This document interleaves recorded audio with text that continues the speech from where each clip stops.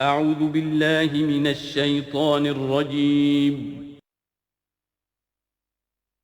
بسم اللہ الرحمن الرحیم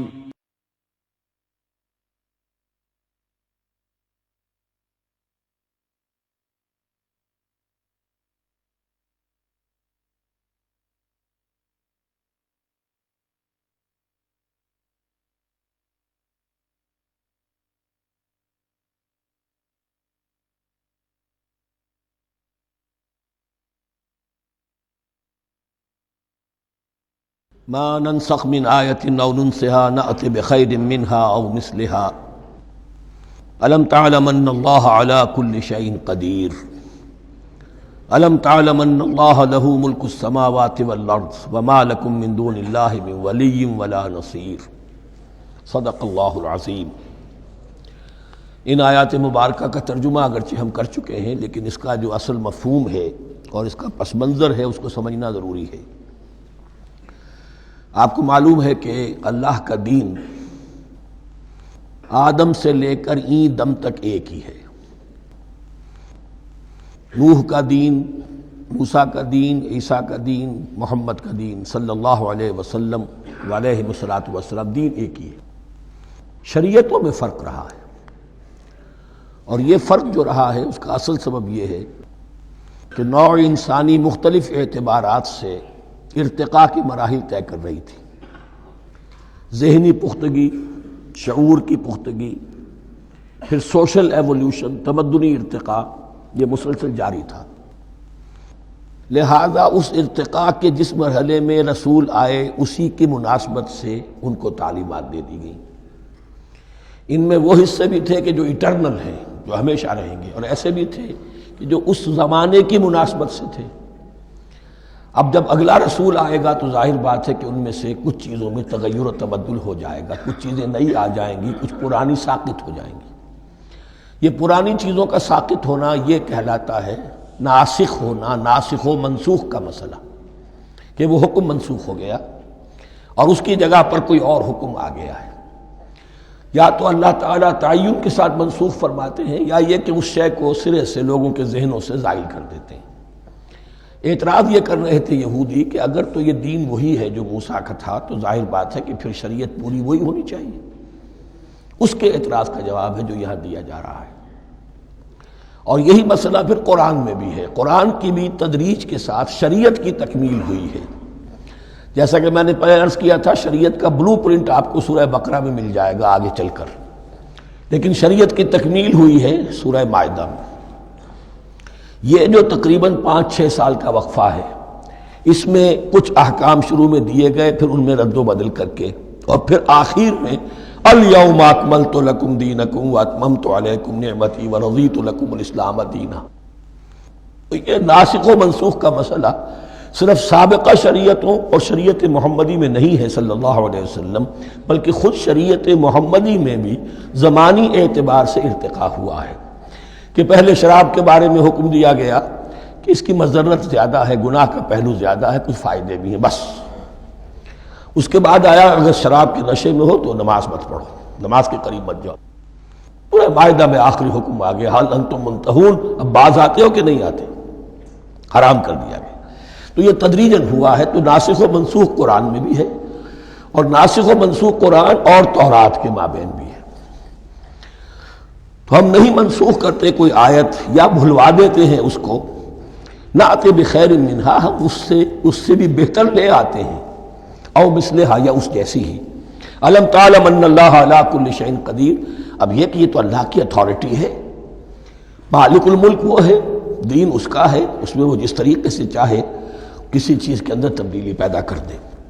الم تعلم ان اللہ لہ ملک السماوات والارض ما لکم من دون اللہ من ولی ولا نصیر ام تریدون ان تسألوا رسولکم کما سئل موسیٰ من قبل، کیا تم یہ چاہتے ہو کہ سوال کرو یا مطالبہ کرو اپنے رسول سے بھی اسی طرح کے جس طرح کی باتیں کی گئی تھی موسیٰ سے پہلے؟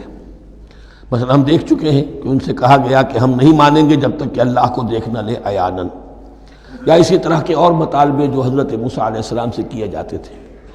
یہاں مسلمانوں کو سکھایا جا رہا ہے کہ اس روش سے باز آؤ ایسی بات تمہارے اندر پیدا نہیں ہونی چاہیے۔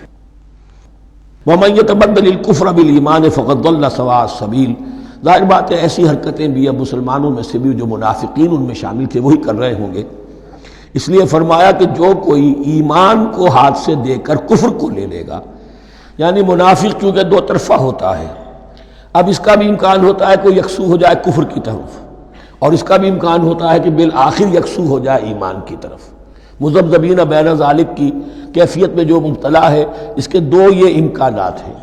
تو جو کفر کی طرف جا کر مستقل طور پر راغب ہو گیا اس کا ذکر ہے، وَمَن يَتَبَدَّلِ الْكُفْرَ بِالْإِيمَانِ فَقَدْ ضَلَّ سَوَاءَ السَّبِيلِ، تو وہ تو سیدھی راہ سے بھٹک گیا۔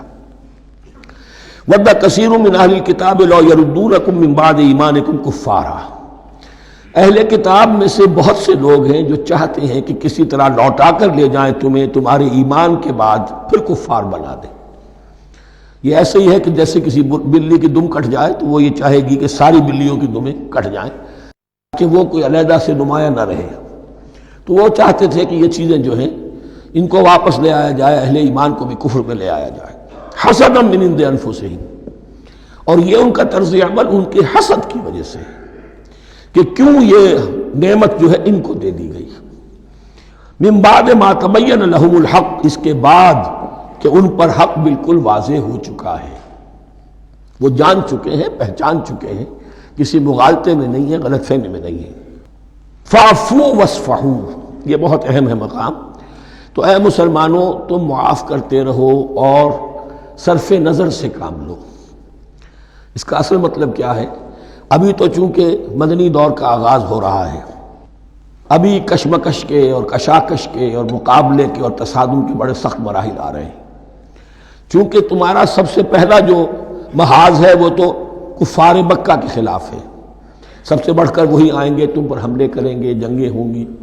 تو فوری طور پر یہ جو آستین کے سانپ ہیں ان کو ابھی چھیڑو مت، جب تک یہ پڑے رہیں ڈورمنٹ، انہیں پڑا رہنے دو۔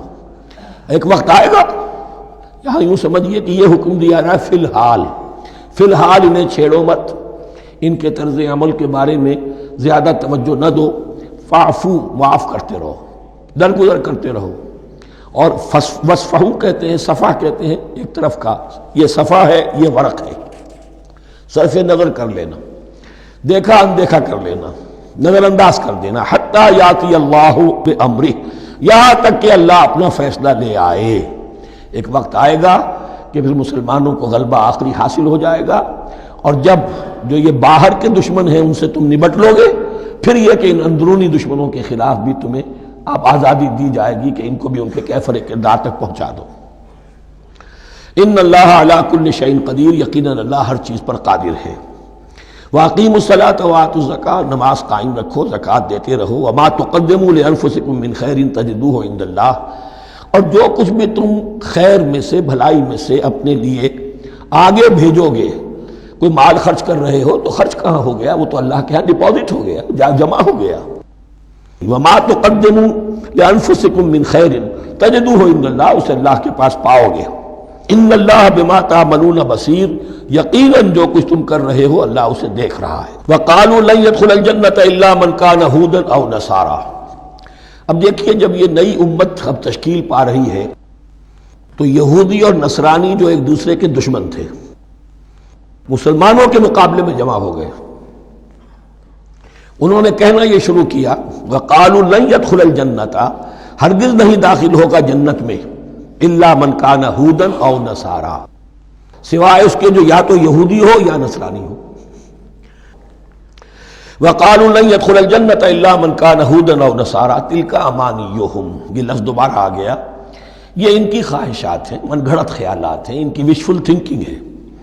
قل ہاتوا برہانکم ان کنتم صادقین، کہو ان سے لاؤ کوئی دلیل اگر تم سچے ہو، دلیل کتاب سے لاؤ، کہیں تورات میں لکھا ہے، یہ کہیں یہ انجیل میں لکھا ہے، جو تورات اور جو انجیل تمہارے پاس ہے اسی میں سے دکھا دو کہ یہ لکھا ہوا ہو، کہیں لکھا ہوا نہیں۔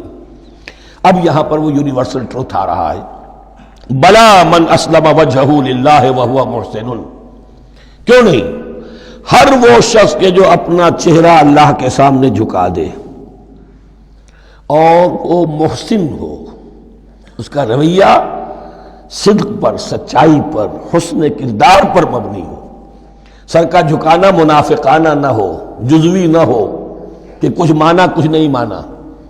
بلا من اسلم وجہہ للہ وہو محسن فلہ اجرہ عند ربہ، تو اس کے لیے اس کا اجر محفوظ ہے اس کے رب کے پاس۔ فلا خوف علیہم ولا هم یحزنون، نہ ان پر کوئی خوف ہوگا اور نہ ہی وہ حزن سے دوچار ہوں گے۔ یہ دوسری آیت ہے کہ جس سے کچھ لوگوں نے استدلال کیا ہے کہ ایمان بالرسالت ضروری نہیں ہے۔ اب دیکھیے اس کا جواب وہی ہوگا، نمبر ایک تو یہ، ہر جگہ پر ساری چیزیں بیان نہیں کی جایا کرتی، کوئی چیز کہیں بیان کی گئی، کوئی کہیں بیان کی گئی ہے۔ کتاب کو لینا ہے تو پوری کو پوری ایک کتاب کی حیثیت سے۔ دوسرا یہ کہ یہ سارا سلسلہ کرام جو ہے، جو دو بریکٹس کے مابین آ رہا ہے، اس میں پہلے سے ہے وَآمِنُوا بِمَا أَنزَلْتُ مُصَدِّقًا لِمَا مَعَكُمْ وَلَا تَكُونُوا أَوَّلَ كَافِرٍ بِهِ، تو وہ تو ضرب کھا رہی ہے اس پورے کے پورے مضامین کے سلسلے سے جو ان دو بریکٹوں کے درمیان آ رہا ہے۔ اب دیکھیے، ایک طرف تو ان کا کہنا یہ تھا کہ جنت میں داخل نہیں ہوگا مگر وہی جو یہودی ہو یا نصرانی ہو۔ اب عمل کیا ہے؟ وَقَالَتِ الْيَهُودُ لَيْسَتِ النَّصَارَىٰ عَلَىٰ شَيْءٍ، یہودی کہتے ہیں نصارہ کی کوئی حیثیت نہیں، کوئی بنیاد نہیں، کوئی جڑ نہیں۔ وَقَالَتِ النَّصَارَىٰ لَيْسَتِ الْيَهُودُ عَلَىٰ شَيْءٍ، اور نصارہ کہتے ہیں کہ یہود کی کوئی بنیاد نہیں، بے بنیاد لوگ ہیں، کوئی حقیقت ان کی حقانیت ہے ہی نہیں۔ وَهُمْ يَتْلُونَ الْكِتَابَ، اور مزہ یہ ہے کہ دونوں ایک کتاب پڑھ رہے ہیں۔ اولڈ ٹیسٹمنٹ تو مشترک ہے یہودیوں میں اور عیسائیوں میں، یہ بہت اہم نکتہ ہے۔ اور جدید عیسائیت میں جو ایک بہت بڑی طاقت ابھر رہی ہے امریکہ میں، وہ ہے کہ جو یہ عیسائیت کو جیوڈائز کر رہی ہے، کیونکہ رومن کیتھولک مذہب جو تھا اس نے تو چونکہ گویا کہ سارا رشتہ توڑ لیا تھا بائبل سے، سارا اختیار پوپ کے ہاتھ میں آ گیا تھا، لیکن پروٹیسٹنٹس نے پھر بائبل کو قبول کیا۔ اب اس کی منطقی انتہا یہ کہ اولڈ ٹیسٹمنٹ کے اوپر بھی اب ان کی توجہ ہو رہی ہے کہ آخر یہ بھی تو ہم مانتے ہیں کہ ہماری کتاب ہے، اور اس میں جو کچھ لکھا ہے اس کو نظر انداز کیسے کر سکتے ہیں۔ ہم نے جو ایک سیمینار کیا تھا امریکہ میں، جس میں ایک یہودی عالم بھی آئے تھے، ایک عیسائی بھی آئے تھے، اور مسلمانوں کی طرف سے بھی ہمارے ایک ساتھی نے بات کی تھی، تو وہاں ایک یہودی عالم نے کہا کہ اس وقت اسرائیل کو سب سے بڑی سپورٹ جو مل رہی ہے وہ ان عیسائیوں سے مل رہی ہے امریکہ میں سے، کہ جو اس وقت ایونجلسٹ کہلاتے ہیں وہاں پر، اور جو ایک بڑا فرقہ بن کر ابھر رہے ہیں۔ بہرحال یہ ان کا طرز عمل ہے۔ وَهُمْ يَتْلُونَ الْكِتَابَ، اور وہ دونوں کے دونوں کتاب کے پڑھنے والے ہیں۔ كَذَلِكَ قَالَ الَّذِينَ لَا يَعْلَمُونَ مِثْلَ قَوْلِهِمْ، اسی طرح کہا تھا ان لوگوں نے کہ جو کچھ بھی نہیں جانتے انہی کی سی بات کہی تھی، یعنی یہ اشارہ ہے مشرکین مکہ کی طرف۔ فَاللَّهُ يَحْكُمُ بَيْنَهُمْ يَوْمَ الْقِيَامَةِ فِيمَا كَانُوا فِيهِ يَخْتَلِفُونَ، تو اللہ تعالیٰ فیصلہ کر دے گا ان کے مابین قیامت کے دن ان تمام باتوں کا جن میں کہ یہ اختلاف کر رہے تھے۔ وَمَنْ أَظْلَمُ مِمَّنْ مَنَعَ مَسَاجِدَ اللَّهِ أَنْ يُذْكَرَ فِيهَا اسْمُهُ وَسَعَىٰ فِي خَرَابِهَا۔ اب دیکھیے یہاں جو بقیہ یہ آیات آ رہی ہیں، اگرچہ خطاب تو ہے وہ بریکٹس کے مابین، خطاب میں بنی اسرائیل، لیکن اب یہاں کچھ ریفرنسز اہل مکہ کی طرف شروع ہو گئے ہیں، اور اس کے بعد سے حضرت ابراہیم کا تذکرہ آئے گا، پھر تحویل قبلہ کا ذکر آئے گا۔ تحویل قبلہ میں ظاہر بات ہے کہ وہ قبلہ جو ہے وہ مشرکین مکہ کے قبضے میں تھا اس وقت، اس حوالے سے ریلیونٹ کچھ مضامین جو ہیں اس کی تمہید باندھی جا رہی ہے۔ یہ ساری تمہید ہے جو آگے آنے والا مضمون ہے تحویل قبلہ، جو علامت تھی اس بات کی کہ اب وہ سابقہ امت مسلمہ معزول کر دی گئی اور نئی امت محمد صلی اللہ علیہ وسلم اس مقام پر نصب کر دی گئی، انسٹال کر دی گئی۔ اس کے حوالے سے جو مسئلے اٹھیں گے، اسی لیے قال الذین لا یعلمون مثل قولہم، میں نے عرض کیا کہ یہ مشرکین مکہ کی طرف اشارہ ہے۔ ومن اظلم ممن منع مساجد اللہ یذکر فیہا اسمہ، اس سے بڑھ کر ظالم کون ہوگا جو اللہ تعالیٰ کی مسجدوں سے لوگوں کو روکے کہ وہ اس میں اس کا نام لے سکے۔ چونکہ مشرکین مکہ نے مسلمانوں کو محروم کر دیا تھا حرم سے، اب وہاں جانے کی ان کو اجازت نہیں تھی۔ سن 6 میں حضور گئے بھی ہیں، تب بھی یہ کہ صلح حدیبیہ ہو گئی، واپس آنا پڑا، عمرہ کرنے کی اجازت نہیں ملی۔ سن 7 میں پھر ہوا ہے، تو یہ 7 برس بہت شاہ گزرے ہیں محمد الرسول اللہ صلی اللہ علیہ وسلم اور اہل ایمان پر۔ اب یہاں ذکر ہو رہا ہے ان کا، قریش کا۔ وَمَنْ أَظْلَمُ مِمَّنْ مَنَعَ مَسَاجِدَ اللَّهِ أَنْ يُذْكَرَ فِيهَا اسْمُهُ وَسَعَىٰ فِي خَرَابِهَا، اور وہ اس کی تخریب میں لگے ہوئے ہیں، یہ خراب تخریب، یہ تخریب دو طرح کی ہوتی ہے، ایک ظاہری تخریب ہوتی ہے کسی مسجد کو گرا دینا، اور ایک ظاہری نہیں باطنی معنوی ہوتی ہے۔ وہ جو تخریب ہے وہ یہ ہے کہ توحید کی بجائے اسے شرک کا اڈا بنا دیا ہے۔ وہ تو دنیا کے بتکدوں میں پہلا وہ گھر خدا کا، ہم اس کے پاسباں ہیں، وہ پاسباں ہمارا، 360 بت رکھ دیے گئے اس گھر میں لا کر، جو ابراہیم نے تعبیر کیا تھا توحید خالص کے لیے۔ وَسَعَىٰ خرابہا، یہ لفظ ذرا نوٹ کر لیجئے، یہ ایک حدیث میں بھی آیا ہے، بڑی دلدوز حدیث ہے، اور میں چاہتا ہوں کہ آپ اسے ذہن میں رکھیں۔ حضور نے فرمایا یوشک ان یاتی علی الناس زمان، اندیشہ ہے کہ لوگوں پر یعنی میری امت پر ایک زمانہ ایسا بھی آ جائے گا، اب گنتے جائیے، لا یبقى من الاسلام الا اسمہ، اسلام میں سے اس کے نام کے سوا کچھ نہیں بچے گا، ولا یبقى من القرآن الا رسمہ، قرآن میں سے اس کے رسم الخط، الفاظ اور حروف کے سوا کچھ نہیں بچے گا، اسی کی اللہ تعالیٰ نے ضمانت دی ہے، یہ محفوظ رہے گا رسم عثمانی۔ مساجدہم عامرۃ، ان کی مسجدیں آباد تو بہت ہوں گی، وہی خراب من الہدی، ہدایت سے خالی ہو جائیں گے، یہ خراب کے لفظ سے، ہی خراب من الہدی، وعلماؤہم شر الناس تحت ادیم السماء، اور ان کے علماء آسمان کی چھت کے نیچے کی بدترین انسان ہیں، من عندہم تخرج الفتنۃ وفیہم تعود، فتنہ انہی کے اندر سے برآمد ہوگا، انہی میں گھس جائے گا، یعنی ان کا کام فتنہ انگیزی، مخالفت، جنگ و جدال، بھڑکانا، اپنے اپنے فرقے کے لوگوں کے جذبات کو بھڑکاتے رہنا اور مسلمانوں کے اندر اختلافات کو ہوا دینا، یہی ان کا کام رہ جائے گا۔ آج جن کو ہم علماء کہتے ہیں ان کی عظیم اکثریت اس کیفیت سے دوچار ہو چکی ہے۔ جب مذہب اور دین پیشہ بن جائے تو کوئی خیر اس میں باقی نہیں رہتا۔ یہ دین اور مذہب پیشہ نہیں تھا، اسلام میں کوئی پیشوائیت نہیں، اسلام میں کوئی پاپائیت نہیں، اسلام میں کوئی برہمنزم نہیں، اسلام تو ایک کھلا، ہر شخص کتاب اللہ پڑھے، ہر شخص عربی سیکھے، ہر شخص کو امامت کے قابل ہونا چاہیے، ہر شخص اپنی بچی کا نکاح خود پڑھائے، ہر شخص اپنے والد کا جنازہ خود پڑھے۔ یہ جو ہم نے پیشہ بنا دیا ہے اور پھر انہیں پیسے دیتے، ظاہر بات ہے کہ پھر اس پیشے کے اندر تو پیشے میں عیب نہیں، رکھیے نہ فرہاد کو نام، پھر تو پیشہ میں تو جو کچھ پیشہ ورانہ چشمکیں ہوتی ہیں اور جو خباثتیں ہوتی ہیں وہ آتی ہیں۔ لیکن ساتھ ہی یہ بات واضح رہے کہ علماء حق سے دنیا خالی نہیں ہوگی، علماء حق بھی ہیں، لیکن کسی کے ماتھے پر لکھا ہوا نہیں ہوتا کہ یہ علماء حقانی میں سے اور یہ علماء سوء میں سے ہے۔ باقی یہ صحیح بات ہے کہ اکثریت ادھر جا چکی ہے، ورنہ امت کا بیڑا غرق نہ ہوتا، سیدھی سیدھی بات، یہ بیڑا غرق ہوا ہے تو آخر کوئی سبب ہے۔ اولئک ما کان لہم ان یدخلوها الا خائفین، ایسے لوگوں کو تو سوائے اس کے ان کا کوئی مقام نہیں ہے کہ انہیں داخل ہونے کی بھی اجازت نہیں ہونی چاہیے اس میں، یعنی اللہ کی مسجدوں میں، مگر خوف زدہ ہو کر، ڈر کر۔ لہم فی الدنیا خزی، کے لیے دنیا میں بھی رسوائی اور ذلت ہے، لہم فی الآخرۃ عذاب عظیم، اور آخرت میں ان کے لیے عذاب عظیم ہے۔ وللہ المشرق والمغرب، اب دیکھیے تمہید ہو رہی ہے تحویل قبلہ کے لیے۔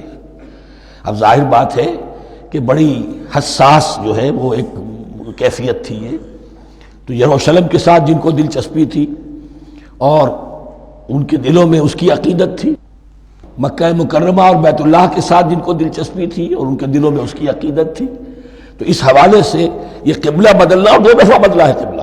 پہلے آ کے مدینے میں حضور نے یروشلم کی طرف 16 مہینے نماز پڑھی اور پھر تحویل قبلہ ہوا، تو اب اس میں کئی امتحان ہو گئے، وہ آگے آ جائے گا، لیکن اس کی تمہید باندھی جا رہی ہے۔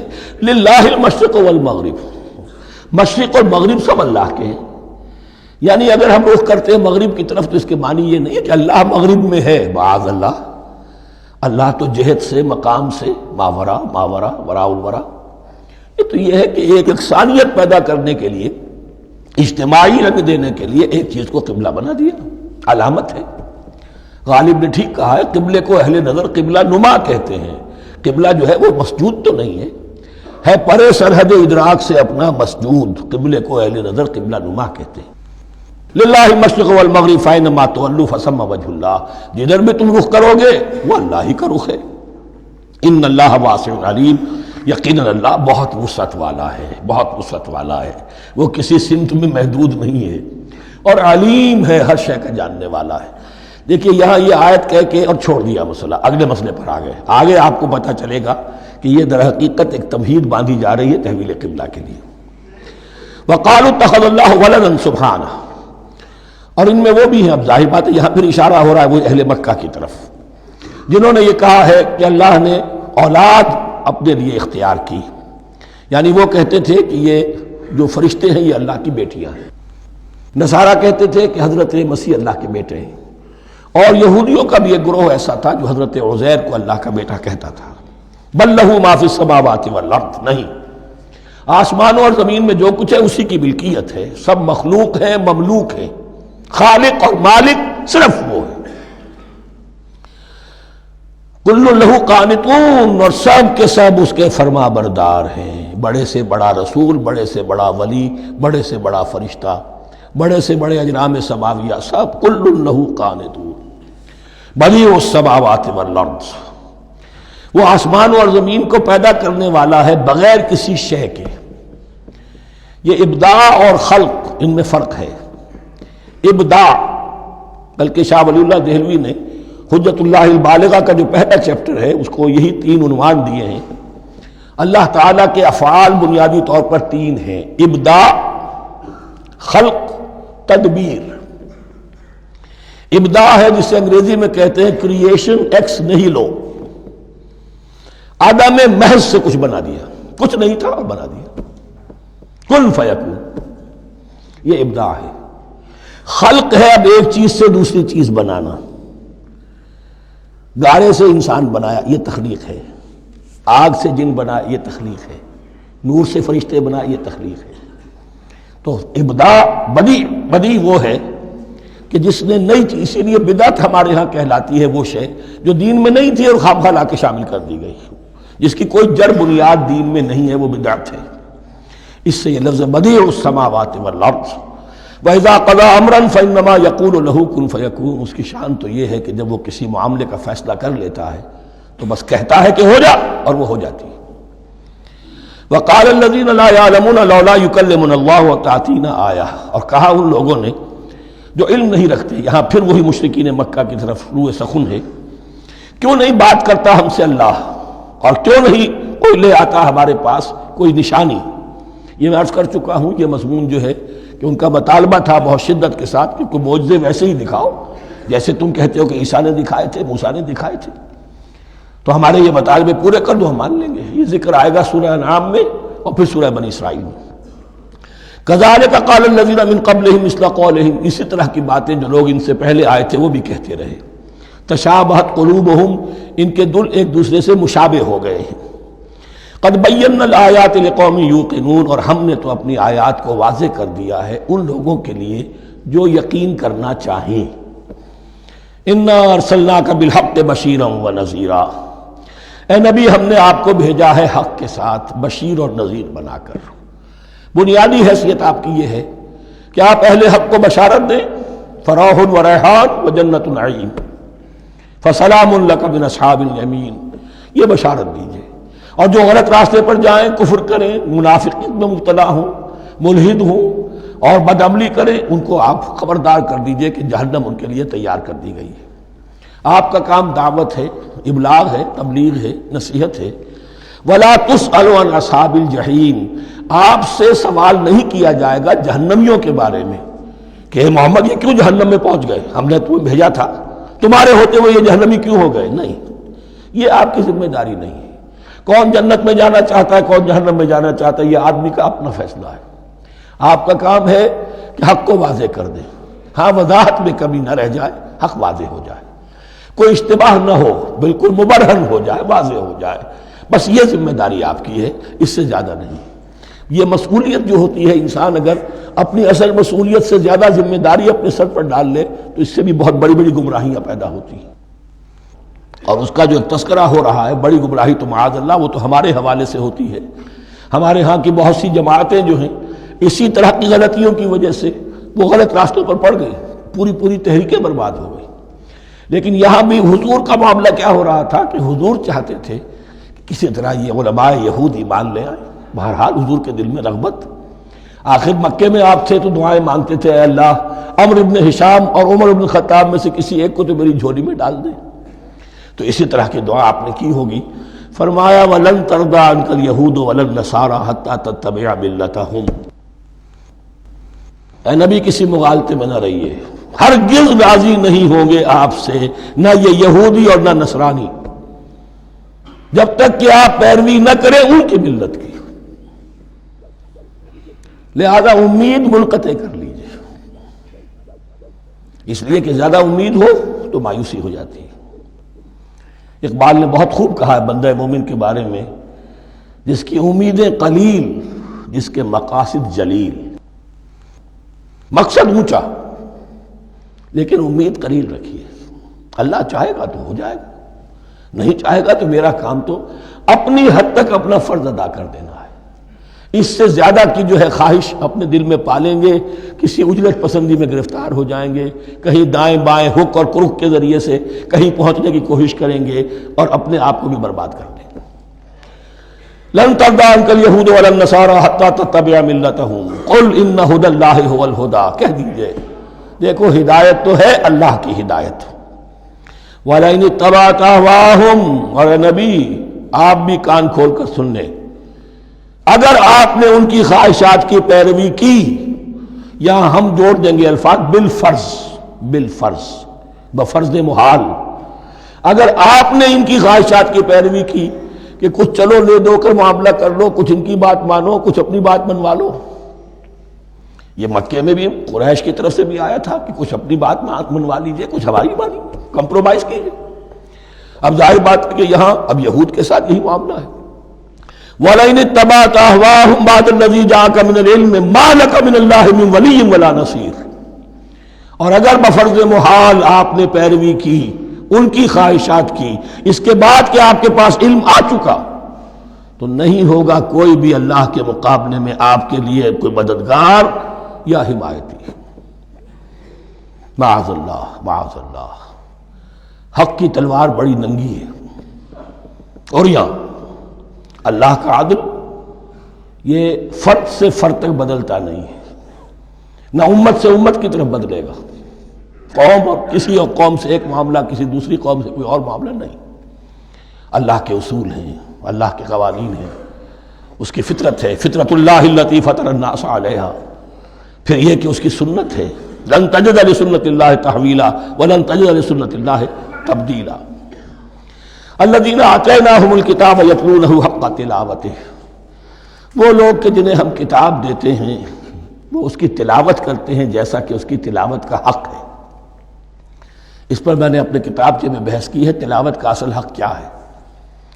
مسلمانوں پر قرآن مجید کے حقوق نامی کتابچہ، اب یہاں پہ تفصیل سے بیان کرنے کا وقت نہیں ہے، لیکن ایک بات جان لیجئے کہ تلاوت کا لفظ جو قرآن کے لیے قرآن نے اختیار کیا، یہ بڑا ذو معنیین ہے۔ تلا یتلو ہم اسے بھی کہتے ہیں پڑھنا، اور تلا یتلو کسی کے پیچھے پیچھے چلنے کو کہتے ہیں۔ والشمس وضحاها والقمر اذا تلاها، سورج کے بعد پیچھے آتا ہے چاند۔ تو یتلو کے معنی کیا ہے؟ when you are reading the book you are following the text۔ بعض لوگوں کو دیکھا ہوگا انگلی ان کی چلتی ہے ساتھ ساتھ، وہ بیچارے جو زیادہ ماہر نہیں ہیں تو تاکہ نگاہ ادھر سے ادھر نہ ہو جائے، ایک سطر سے دوسری سطر پر نہ پہنچ جائے، انگلی بھی ساتھ ساتھ پھیرتے ہیں، تو فالوئنگ دی ٹیکسٹ۔ لیکن اس تلاوت کا اصل حق کیا ہوگا؟ جب آپ اس کتاب کو فالو کریں، اسے اپنا امام بنائیں، اس کے پیچھے چلیں، اس کا اتباع کریں، اس کی پیروی کریں، جس کی کہ دعا ہم کرتے ہیں وَاجْعَلْهُ لَنَا إِمَامًا وَنُورًا وَهُدًى وَرَحْمَةً، تو اللہ تو بنائے گا ہمارا امام اس کو اسی وقت جب کہ ہم فیصلہ کر لیں کہ ہم اس کتاب کے پیچھے چلیں گے۔ الذین آتیناہم الکتاب یتلونہ حق تلاوتہ اولئک یؤمنون بہ، جو اللہ کی کتاب کی تلاوت کا حق ادا کریں اور اس کی پیروی بھی کریں، وہی ہیں جو اس پر ایمان رکھتے ہیں۔ جو نہ تلاوت کا حق رکھتے ہوں ادا کریں، نہ پیروی کریں، وہ دعویٰ کریں کہ ہمارا ایمان ہے تورات پر اور کتاب پر، تو یہ دعویٰ جو ہے جھوٹا دعویٰ ہے۔ میں وہ حدیث آپ کو سنا چکا ہوں، ما آمن بالقرآن من استحل محارمہ، جس شخص نے قرآن کی کسی حرام کردہ شے کو اپنے لیے حلال کر لیا اس کا قرآن پر کوئی ایمان نہیں۔ وَمَن يَكْفُرْ بِهِ فَأُولَٰئِكَ هُمُ الْخَاسِرُونَ، اور جو اس کا کفر کرے گا تو وہی لوگ ہیں خسارے میں رہنے والے۔ اب وہ بریکٹ بند ہو رہی ہے، وہ آیت کے جو چھٹے رکوع کے شروع میں آئی تھی دوبارہ آ گئی جوں کی توں، یا بنی اسرائیل اذکروا نعمتی التی انعمت علیکم وانی فضلتکم علی العالمین۔ یہ ترتیب ذہن میں رکھیے۔ اور دوسری آیت بھی جو کہ تو صرف یہ ہے کہ ترتیب تھوڑی سی بدلی ہے، بریکٹ یوں بناتے ہیں تو اس کی چونچ ادھر ہوتی ہے تو اس کی چونچ ادھر ہوتی ہے، تو اسی طریقے سے ذہن میں رکھیے کہ دوسری آیت کی ترتیب تھوڑی سی بدل دی ہے، درمیانی، اور وہ بھی درمیان میں چونچ والا معاملہ جو ہوتا ہے۔ وَاتَّقُوا يَوْمًا لَا تَجْزِي نَفْسٌ عَن نَفْسٍ شَيْئًا، یہ تو جو کہ تو وہی ہے، ڈرو اس دن سے جس دن کوئی جان کسی دوسری جان کے کام نہ آ سکے گی۔ وَلَا يُقْبَلُ مِنْهَا عَدْلٌ، وہاں کیا تھا وَلَا يُقْبَلُ مِنْهَا شَفَاعَةٌ، یہاں کیا آیا وَلَا يُقْبَلُ مِنْهَا عَدْلٌ، نہ اس سے کوئی فدیہ قبول کیا جائے گا۔ وَلَا تَنفَعُهَا شَفَاعَةٌ، یہ شفاعت بعد میں لے آئے، عدل پہلے لے آئے، وہاں شفاعت پہلے ہے عدل بعد میں، بس یہ تبدیلی ہے۔ وَلَا هُمْ يُنصَرُونَ، اور یہ پھر جو کا تو وہی جو پہلی آیت میں تھا، جو چھٹے رکوع کی دوسری آیت ختم ہوئی، نہیں انہیں کوئی مدد مل سکے گی۔ یہ جو حصہ تھا جو تقریباً 10 رکوعوں پر مشتمل تھا، سورہ بقرہ کے 18 رکوع کہ جن میں روح سخن ہے سابقہ امت مسلمہ کی طرف، 4 رکوع بڑے عموم کے حامل تھے، لیکن بین السطور وہاں بھی اشارے موجود تھے، روح سخن جو تھا وہ بنی اسرائیل کی طرف۔ 10 رکوعوں میں صراحت کے ساتھ ساری گفتگو انہی سے ہے، الا یہ کہ ایک جگہ مسلمانوں سے خطاب کر لیا، کچھ آخر میں اہل مکہ کا تذکرہ بھی ہو گیا۔ اب اس کے بعد ذکر شروع ہو رہا ہے حضرت ابراہیم علیہ السلام کا، وہ بات سمجھ لیجئے کہ کیا وجہ ہے اس کی۔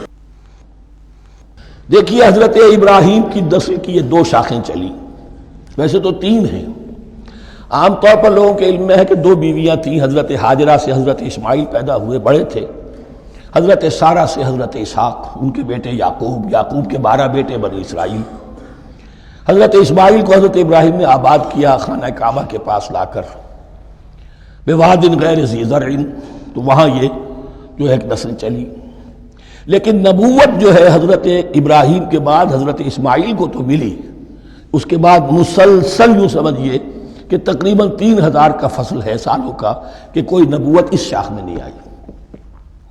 نبوت کا سلسلہ چلا دوسری شاخ میں، حضرت یعقوب، حضرت اسحاق، حضرت یعقوب، حضرت یوسف، چلتے جائیے، اور پھر حضرت موسیٰ اور ہارون سے شروع ہو کر حضرت عیسیٰ اور یحییٰ تک 1400 برس مسلسل۔ اگرچہ تیسری شاخ بھی تھی، بنو قطورہ کہلاتے، تیسری اہلیہ آپ کی تھی قطورہ، بنی قطورہ میں سے ان کی اولاد بڑی کثیر تھی، ان میں سے ایک مدین تھے، مدین یا مدیان، ان میں حضرت شعیب کی بعثت ہوئی تھی۔ حضرت شعیب بھی حضرت ابراہیم کی نسل میں سے ہیں لیکن بنی مدیان میں سے۔ بہرحال اب چونکہ حضور کی بعثت ہوئی بنی اسماعیل میں، ادھر بنی اسرائیل ہیں جن سے یہ خطاب ہو رہا ہے سابقہ امت مسلمہ، اور اب یہ امامت الناس منتقل ہونے والی ہے بنی اسرائیل سے بنی اسماعیل کو۔ تو اب اگر اس انتقال کے وقت نقل، اگر وہ جو کامن فیکٹر ہے اس کا تذکرہ کیا جائے تو بات آسان ہو جائے گی۔ ابراہیم ہی تو جد امجد ہے نا تمہارے، تم یعقوب کی اولاد ہو ٹھیک ہے، لیکن یعقوب کس کے بیٹے تھے؟ اسحاق کس کے بیٹے تھے؟ ابراہیم کے۔ تو یہ دوسری نسل بھی تو ابراہیم ہی کی ہے۔ اس حوالے سے ان کے لیے سہل بنایا جا رہا ہے کہ بات کو سمجھو، یہ صرف یہ ہے کہ 2 پیڑھی اوپر جا کر مل گئے اور اللہ خیر سلا، اور حضرت ابراہیم نے خانہ کعبہ کی تعمیر کی اور اسے اب مرکز بنانا ہے اہل توحید کا، لہذا یہ ساری گفتگو اب شروع ہو رہی ہے۔ 4 رکوع اب وہ ہیں 15ویں سے شروع ہو کر 18ویں تک جن کا اصل مضمون ہے تحویل قبلہ۔ وَإِذِ ابْتَلَىٰ إِبْرَاهِيمَ رَبُّهُ بِكَلِمَاتٍ فَأَتَمَّهُنَّ، اور ذرا یاد کرو جب ابراہیم کو آزمایا اس کے رب نے بہت سی باتوں میں۔ میرا ایک کتاب چاہے حضرت ابراہیم کی شخصیت پر، حج اور عید الاضحیٰ اور ان کی اصل روح، اور اس میں ایک تحریر ہے ایک تقریر ہے، جو تحریر ہے وہ مجھے بہت پسند ہے کہ کیسے کیسے امتحان آئے ہیں حضرت ابراہیم علیہ السلام پر۔ فاتمہن، اب یہ ایک جملے میں ایک پوری داستان ہے. اس نے ان سب کو پورا کیا، سب میں پاس ہو گیا، ہر امتحان سے کامیابی کے ساتھ with flying colors ہر امتحان سے نکلے. قال انی جاعلک للناس اماما، تب ہم نے کہا اے ابراہیم اب میں تمہیں نوع انسانی کا امام بنانے والا ہوں. قال ومن ذریتی، انہوں نے کہا اور میری نسل کے بارے میں بھی یہ وعدہ ہے کہ نہیں؟ قال لا ینال عہد الظالمین، فرمایا میرا یہ عہد ظالموں سے متعلق نہیں ہوگا. مطلب کیا ہوا کہ تمہاری نسل میں سے جو صاحب ایمان ہوں گے، نیک ہوں گے، سیدھے راستے پر چلیں گے، ان سے ہمارا وعدہ ہے، لیکن نسلیت کی بنیاد پر نہیں ہے کہ جو بھی تمہاری نسل میں سے لازماً وہ اس وعدے کا مصداق بن جائے. وَإِذْ جَعَلْنَا الْبَيْتَ مَثَابَةً لِلنَّاسِ وَأَمْنًا، اور یاد کرو جب کہ ہم نے گھر کو، اپنے گھر کو، بیت اللہ کو قرار دے دیا لوگوں کے لیے زیارت کی جگہ، لوٹ کے آنے، لوٹ کر آؤ، حج کرو. مَثَابَةً لِلنَّاسِ وَأَمْنًا، اور اسے امن کا گھر قرار دے دیا. وَاتَّخِذُوا مِن مَّقَامِ إِبْرَاهِيمَ مُصَلًّى، اور ہم نے حکم دیا کہ مقام ابراہیم کو اپنی جائے نماز بنا لو، نماز پڑھنے کی جگہ بنا لو. آج کل تو بعض علماء نے یہ کہا ہے کہ مقام ابراہیم سے مراد کوئی خاص پتھر نہیں ہے، بلکہ اصل میں وہ تو پوری جگہ جو تھی وہ مقام ابراہیم، حضرت ابراہیم وہاں آباد ہوئے تھے. لیکن صحیح بات وہی ہے جو ہمارے سلف سے چلی آ رہی ہے، روایات پختہ ہیں اس کے بارے میں کہ یہ جس طریقے سے حجر اسود جنت سے آیا ہے، ایسے ہی یہ بھی ایک پتھر تھا کہ جو جنت سے لایا گیا حضرت ابراہیم کے لیے جب وہ تعمیر کر رہے تھے. کوئی اور ذرائع تو ابھی تھے ہی نہیں، اس کے اوپر وہ کھڑے ہوتے تھے اور یہ پتھر ہی اونچا ہوتا جاتا تھا خود. اب جیسے جیسے تعمیر اوپر جا رہی ہے تو اس کے لیے یہ پتھر اونچا ہوتا تھا. وہ پتھر ہے جو مقام ابراہیم اب بھی محفوظ ہے، اور وہاں پر پھر طواف کر کے کعبے کا مکمل، پھر اس کے آس پاس جو ہے 2 رکعت جو ہے وہ ادا کی جاتی ہے نماز.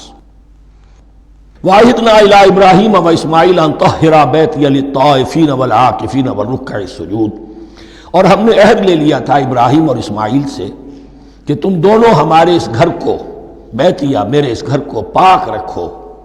اب یہ تطہیر بھی دونوں طرح کی ہوگی، ظاہری صفائی بھی ہو، گند نہ ہو، تاکہ زائر آئیں تو ان کے دلوں میں جو کدورت پیدا نہ ہو، کوفت نہ ہو، کھلی فضا ہو، صاف رکھو. اور تطہیر باطنی، وہاں توحید کا چرچا ہو، کوئی اور کفر اور شرک جو ہے وہ نہ آنے پائے. ان طہرا بیتی للطائفین والعاکفین، طواف کرنے والوں کے لیے، اعتکاف کرنے والوں کے لیے، والرکع السجود، اور رکوع اور سجود کرنے والوں کے لیے. وَإِذْ قَالَ إِبْرَاهِيمُ رَبِّ اجْعَلْ هَٰذَا بَلَدًا آمِنًا وَارْزُقْ أَهْلَهُ مِنَ الثَّمَرَاتِ مَنْ آمَنَ مِنْهُمْ بِاللَّهِ وَالْيَوْمِ الْآخِرِ. اور یاد کرو جب کہ ابراہیم نے کہا تھا اے میرے پروردگار اس گھر کو امن کی جگہ بنا دے، اور اس کے رہنے والوں، اس کے ہاں آباد ہونے والوں کو یعنی بنی اسماعیل کے لیے ان کو رزق عطا فرما، میووں کا اور پھلوں کا. من آمن منہم باللہ والیوم الآخر. اب یہاں حضرت ابراہیم خود رک گئے کہ میں اپنی ساری اولاد کے لیے یہ دعا نہ کروں، اس لیے کہ وہاں روک دیا گیا تھا لا ینال عہد الظالمین.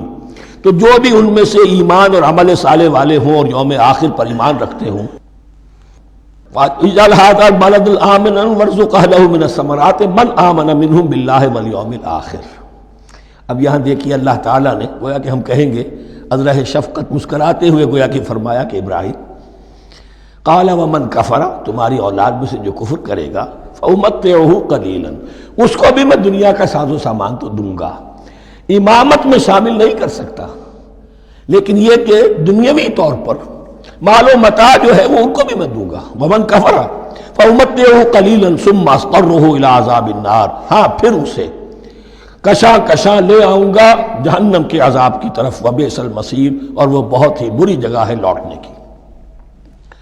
وَإِذْ يَرْفَعُ إِبْرَاهِيمُ الْقَوَاعِدَ مِنَ الْبَيْتِ وَإِسْمَاعِيلُ، اور یاد کرو جب کہ ابراہیم اٹھا رہے تھے ہمارے گھر کی بنیادوں کو، اور اسماعیل، باپ بیٹا دونوں لگے ہوئے تھے.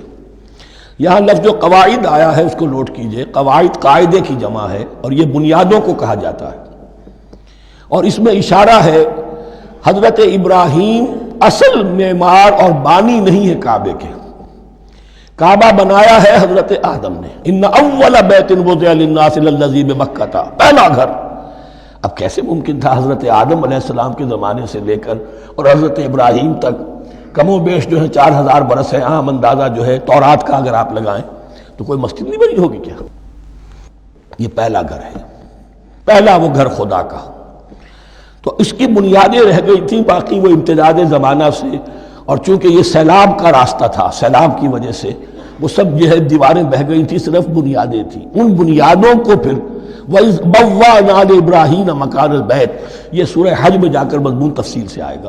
اب میں آئے گا کہتا ہوں، آ چکا ہے حقیقت کے اعتبار سے، اس لیے کہ یہ ساری مکی صورتیں ہیں جو نازل ہو چکی ہیں سورہ بقرہ سے بہت پہلے. تو جب وہ ان بنیادوں کو اٹھا رہے تھے تو دعائیں مانگ رہے تھے. ربنا تقبل منا انک انت السمیع العلیم، اے رب ہماری اس کوشش کو، ہماری اس مشقت کو، محنت کو قبول فرما. باہر گھر بنا رہے ہیں، پتھر اٹھا اٹھا کر لا رہے ہیں. حضرت اسماعیل کی عمر اس وقت لگ بھگ 13 برس ہے، ہاتھ بٹا رہے ہیں. ربنا تقبل منا انک انت السمیع العلیم، اے رب ہماری اس کوشش کو شرف قبول عطا فرما. یقیناً تو سب کچھ سننے والا اور جاننے والا ہے. ربنا وجعلنا مسلمین لک، اور اے رب ہمیں اپنا فرما بردار بنائے رکھ.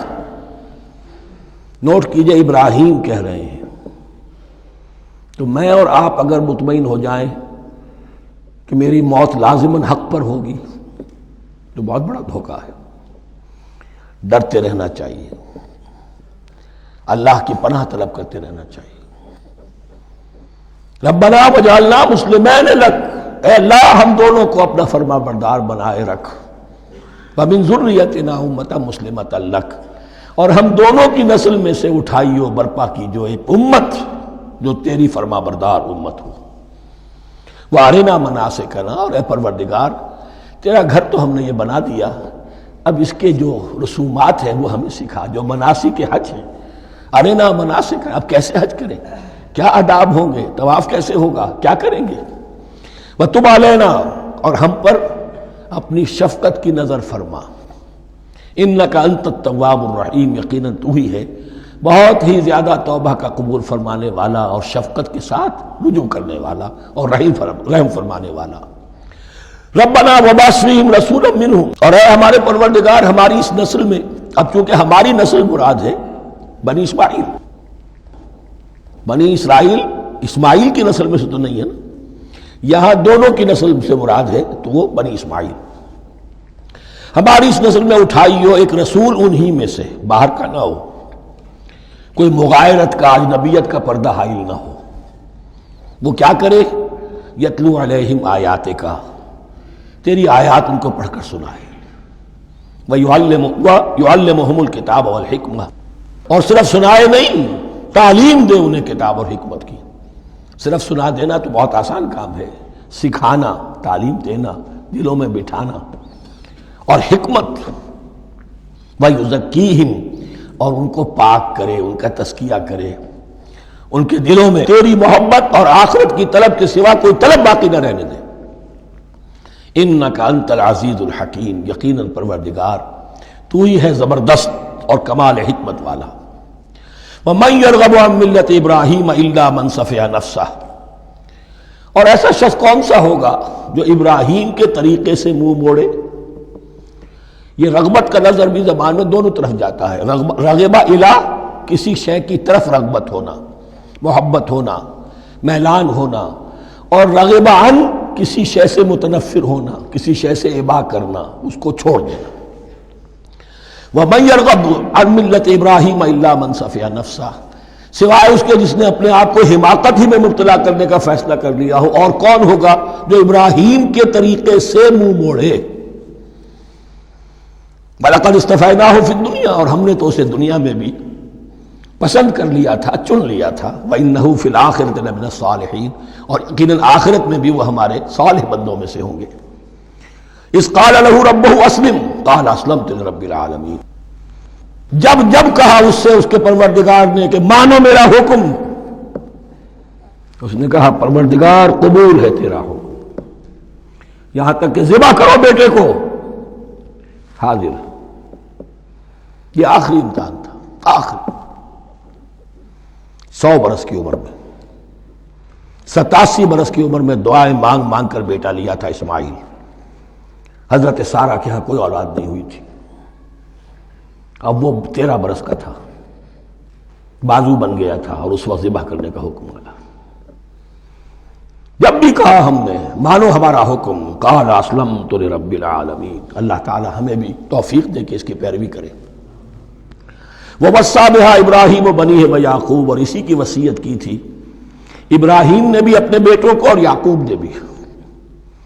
یا بنی، وہ کیا تھی نصیحت؟ اے میرے بیٹو، ان اللہ اصطفیٰ لکم الدین، دیکھو اللہ نے تمہارے لیے دین کو پسند فرما لیا ہے۔ کون سا دین؟ فلا تموتن الا وانتم مسلمون، اور دیکھنا موت نہ آنے پائے مگر فرما برداری کی حالت میں۔ یہی بات آئے گی سورہ آل عمران میں مسلمانوں سے خطاب کر کے، یا ایھا الذین آمنوا اتقوا اللہ حق تقاتہ ولا تموتن الا وانتم مسلمون، اور ان الدین عند اللہ الاسلام ومن یبتغ غیر الاسلام دینا فلن یقبل منہ۔ ام کنتم شہداء اذ حضر یعقوب الموت، کیا تم اس وقت موجود تھے جب یعقوب کی موت کا وقت آیا؟ جب آدم کی یعقوب پر موت، یہ لفظی ترجمہ ہوگا، اذ حضر یعقوب الموت اذ قال لبنیہ ما تعبدون من بعدی، حضرت یعقوب نے اپنے سارے بیٹوں کو جمع کیا، 12 کے 12، اور مصر میں پہنچ چکے تھے یہ حضرت یوسف علیہ السلام کے ذریعے سے، جو سورہ یوسف میں ساری کہانی آئے گی، وہاں انتقال ہوا۔ تو انہوں نے اپنے بیٹوں کو جمع کیا، اذ قال لبنیہ ما تعبدون من بعدی، میرے بعد تم کس کی پوجا کرو گے، کس کی پرستش کرو گے؟ یہ بات نہیں تھی کہ انہیں معلوم نہیں تھا، لیکن یہ کہ ایک میثاق، قول و قرار اور پختہ کرنے کے لیے۔ قالوا نعبد الہک و الہ آبائک ابراہیم و اسماعیل و اسحاق، انہوں نے کہا کہ ہم پوجیں گے، بندگی کریں گے، پرستش کریں گے آپ کے معبود کی اور آپ کے آبا ابراہیم، اسماعیل اور اسحاق کے معبود کی، اور یہ کوئی مختلف معبود نہیں ہے، الہ واحدہ، وہ تو ایک ہی الہ ہے۔ وَنَحْنُ لَهُ مُسْلِمُونَ، ہم اس کے لیے، اس کے سامنے سر جھکاتے ہیں، اسی کی فرما برداری کا اقرار کرتے ہیں۔ تِلْكَ أُمَّةٌ قَدْ خَلَتْ، یہ آیت 2 مرتبہ آئے گی اسی رکوع میں۔ یہ ایک گروہ تھا انسانوں کا جو گزر گیا، ابراہیم، اسماعیل، اسحاق، یعقوب، ان کی اولاد، قد خلت، وہ گزر گئے۔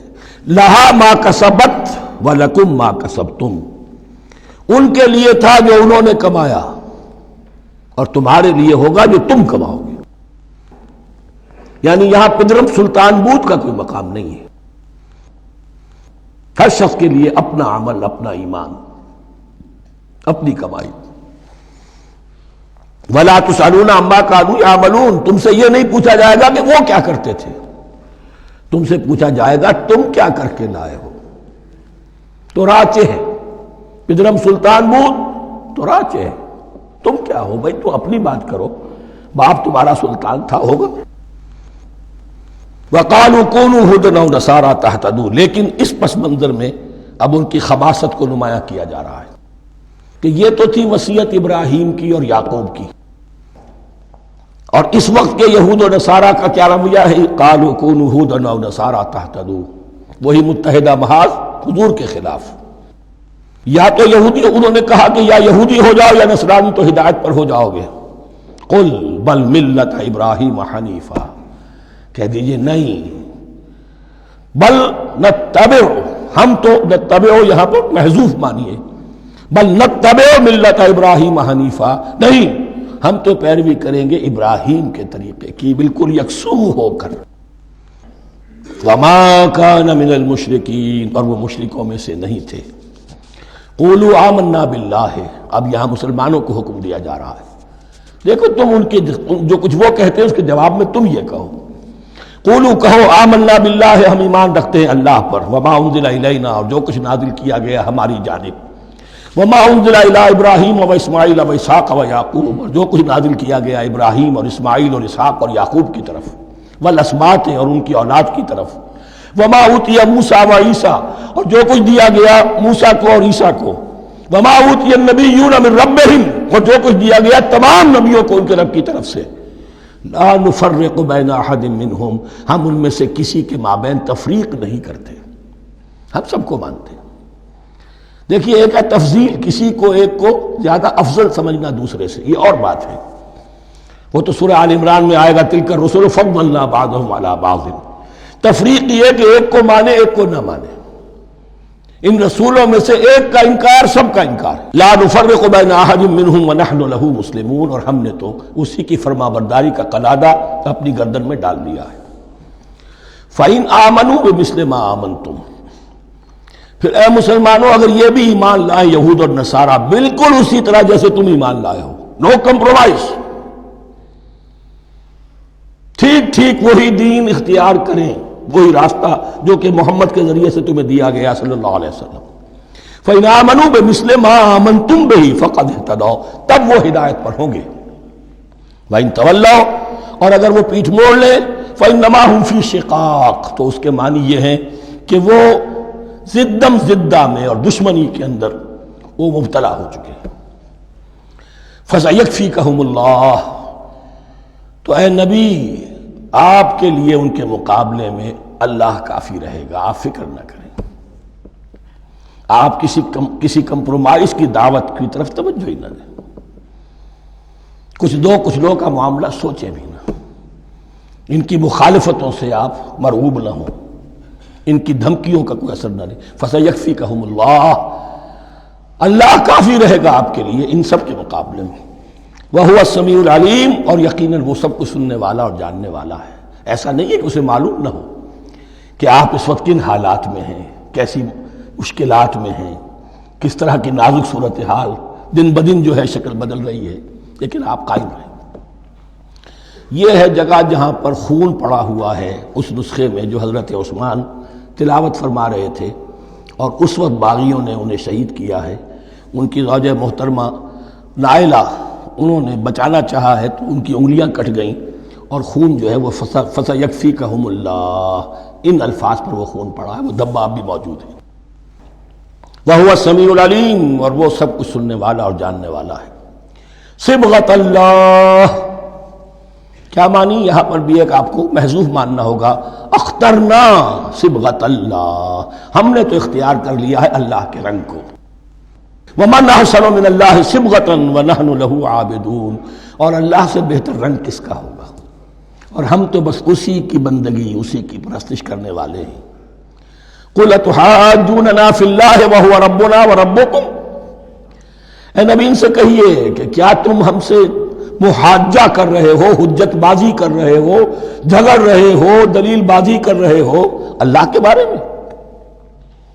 وَهُوَ رَبُّنَا وَرَبُّكُمْ، وہ تو ہمارا رب بھی ہے تمہارا رب بھی ہے، رب تو ایک ہے، رب بھی ایک، اس کا دین بھی ایک، ہاں شریعتوں میں فرق ہوا ہے۔ قُلْ أَتُحَاجُّونَنَا فِي اللَّهِ وَهُوَ رَبُّنَا وَرَبُّكُمْ وَلَنَا أَعْمَالُنَا وَلَكُمْ أَعْمَالُكُمْ، رب تو ہمارا بھی وہ تمہارا بھی وہ، البتہ ہمارے لیے ہوں گے ہمارے عمل، تمہارے لیے ہوں گے تمہارے عمل۔ وَنَحْنُ لَهُ مُخْلِصُونَ، اور ہم تو اس کے لیے اپنے آپ کو خالص کر لینے والے ہیں۔ یہ ذرا 3 الفاظ یہاں پہ نوٹ کر لیجئے، یہ میرے اور آپ کے لیے لمحہ فکریہ ہیں۔ نحن لہو مسلمون، 136ویں آیت اس پر ختم ہوئی، ہم اس کے سامنے سر تسلیم خم کرتے ہیں، ان میں سے تو ہم بھی شامل ہیں۔ نحن لہو عابدون، آیت نمبر 138، ہم اس کی بندگی کرنے والے ہیں، اسی کی بندگی کرنے والے ہیں۔ تو صرف اسلام نہیں، عبادت اور ٹوٹل عبادت، ٹوٹل بندگی، پوری زندگی میں اس کے ہر حکم کی پیروی اور اطاعت۔ اس سے آگے بات آئی وَنَحْنُ لَهُ مُخْلِصُونَ، یہ عبادت اخلاص کے ساتھ نہیں ہے تو منافقت ہے۔ اس عبادت سے کوئی دنیا کی منفعت پیش نظر نہ ہو، سوداگری نہیں، یہ عبادت خدا کی ہے۔ دنیا بنانا، دنیا کمانا، دین کو ذریعہ بنانا، اس سے بڑی اور اس سے گری ہوئی کوئی حرکت نہیں۔ اخلاص. حضور نے فرمایا من صلی یرائی فقط اشرکا ومن صام یرائی فقط اشرکا ومن تصدق یرائی فقط اشرکا. جس نے نماز پڑھی دکھاوے کے لیے اس نے شرک کیا، جس نے روزہ رکھا دکھاوے کے لیے اس نے شرک کیا، اور جس نے صدقہ خیرات دیا دکھاوے کے لیے اس نے شرک کیا. وَنَحْنُ لَهُ مُخْلِصُونَ نَحْنُ لَهُ مُسْلِمُونَ نَحْنُ لَهُ عَابِدُونَ نَحْنُ لَهُ مُخْلِصُونَ. اللهم ربنا اجعلنا منهم اللهم ربنا اجعلنا منهم. ام تقولون ان ابراہیم واسماعیل واسحاق ویعقوب والاسباط كانوا هودا او نصارى. کیا تمہارا کہنا یہ ہے کہ ابراہیم اور اسماعیل اور اسحاق اور یعقوب اور ان کی اولاد یہودی تھے یا نصرانی تھے؟ تم جو کہتے ہو کہ یا یہودی ہو جاؤ یا نصرانی تب ہدایت پاؤ گے، تو ابراہیم یہودی تھے یا نصرانی؟ اور اسحاق اور یعقوب اور یوسف اور موسیٰ اور عیسیٰ یہ کون تھے؟ یہی بات آج مسلمانوں کو سوچنی چاہیے. محمد الرسول اللہ اور ان کے اصحاب دیوبندی تھے یا بریلوی تھے یا اہل حدیث تھے یا شیعہ تھے یا سنی تھے؟ ان تقسیموں سے اوپر ہونے کی ضرورت ہے. اللہ کے ساتھ اخلاص کا تقاضا یہ ہے، ٹھیک ہے ایک فقہی مسلک کے اعتبار سے ایک شخص کسی مسلک کی پیروی کر رہا ہے، لیکن اپنے آپ کو اس سے آئیڈینٹیفائی کرانا اور اس مسلک کو مقدم رکھنا دین پر، اور اس مسلک ہی کے لیے محنت اور مشقت اور بھاگ دوڑ تبلیغ ہو رہی ہے اسی کی، یہ چیز بالکل اس اصل حقیقت کے خلاف ہے کہ جو اللہ کے دین نے ہمیں سکھائی. ام تقولون ان ابراہیم واسماعیل واسحاق ویعقوب والاسباط كانوا هودا او نصارى قل انتم اعلم ام اللہ. کہیے ان سے کہ تم زیادہ جانتے ہو یا اللہ زیادہ جانتا ہے. ومن اظلم ممن كتم شهادة عنده من اللہ. کان کھول کر سن لو، اس سے بڑھ کر ظالم کون ہوگا جس نے اللہ کی ایک گواہی جو اس کے پاس تھی اسے چھپا لیا. تمہارے پاس گواہیاں ہیں، علماء یہود جانتے تھے یہ اللہ کے رسول ہیں جن کے ہم منتظر تھے، اس گواہی کو چھپائے بیٹھے. ومن اظلم ممن كتم شهادة عنده من اللہ وما اللہ بغافل عما تعملون. اور اللہ ہرگز غافل نہیں ہے کہ اس سے جو تم کر رہے ہو. تلک امۃ قد خلت. یہ گروہ مقدس جماعت تھی یہ جس کے یہ گلے سرسبد تھے، یہ گزر گئے. لہا ما کسبت ولکم ما کسبتم. جو کمائی انہوں نے کی، جو عمل انہوں نے کمائے وہ ان کے لیے، تمہارے لیے نہیں. تمہارے لیے وہ ہوگا جو تم کماؤ گے. ولا تسألون عما كانوا يعملون. اور تم سے ان کے عمل کے بارے میں نہیں پوچھا جائے گا کہ انہوں نے کیا کیا، تم سے سوال یہ ہوگا کہ تم نے کیا کیا. بارک اللہ لی ولکم فی القرآن العظیم ونفعنی وإیاکم بالآیات والذکر الحکیم.